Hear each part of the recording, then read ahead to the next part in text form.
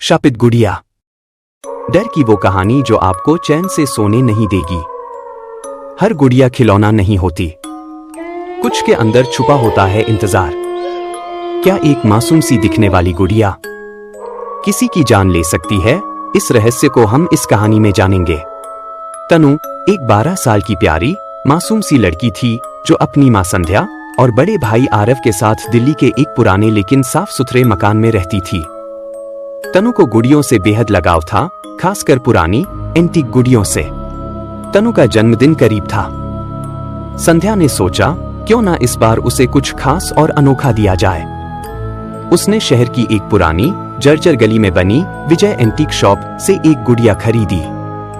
गुड़िया बेहद खूबसूरत थी, नीली फ्रॉक, सुनहरे बाल और आंखें इतनी गहरी कि मानो इंसान हो। जब संध्या ने दुकान से वो गुड़िया उठाई तो बूढ़ा दुकानदार बोला, मैडम, इस गुड़िया को यहां से मत ले जाइए, ये खुद लौटकर नहीं आती, ये अपने साथ एक और आत्मा ले जाती है। संध्या ने हंसते हुए उसकी बात को अंधविश्वास समझ लिया। गुड़िया का नाम था अन्या। शुरू के 2 दिन सब सामान्य रहा। तनु गुड़िया से खेलती, बातें करती और हंसती।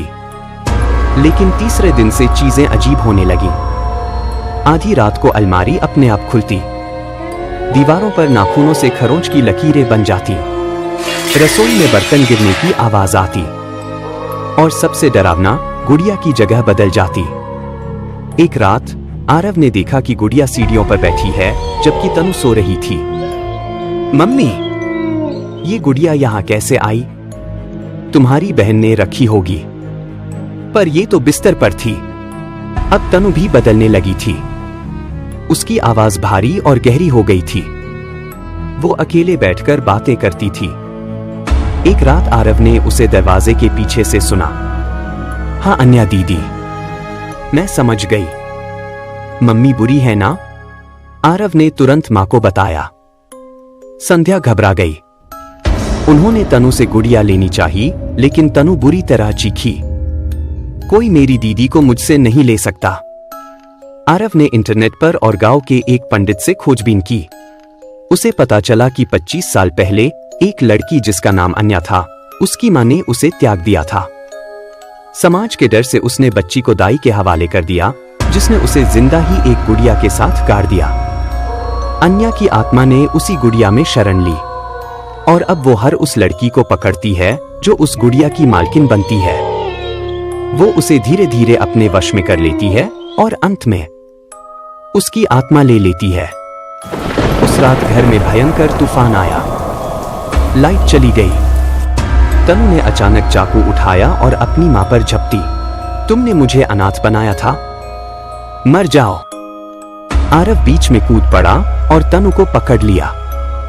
उसकी आंखें अब पूरी काली और पथराई हुई थीं। गुड़िया जमीन पर पड़ी थी, लेकिन अब उसके होंठ हिल रहे थे। वो हंस रही थी, एक गहरी डरावनी हंसी जो पूरे कमरे में गूंज रही थी। आरव ने मंदिर से लाई हुई गंगाजल और राख गुड़िया पर फेंकी। एक जोरदार चीख गूंजी। कमरे की खिड़कियां अपने आप खुल गईं। गुड़िया की आंखें पिघलने लगी। एक काली परछाई दीवार से निकलकर छत में गायब हो गई। तनु बेहोश हो गई। फिर जब होश में आई तो सब कुछ सामान्य था। गुड़िया को जला दिया गया। अब सब खत्म हो चुका है।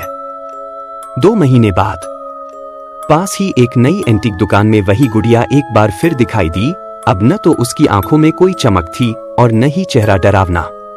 वो अब बस एक साधारण गुड़िया थी, वैसी ही जैसे और होती है।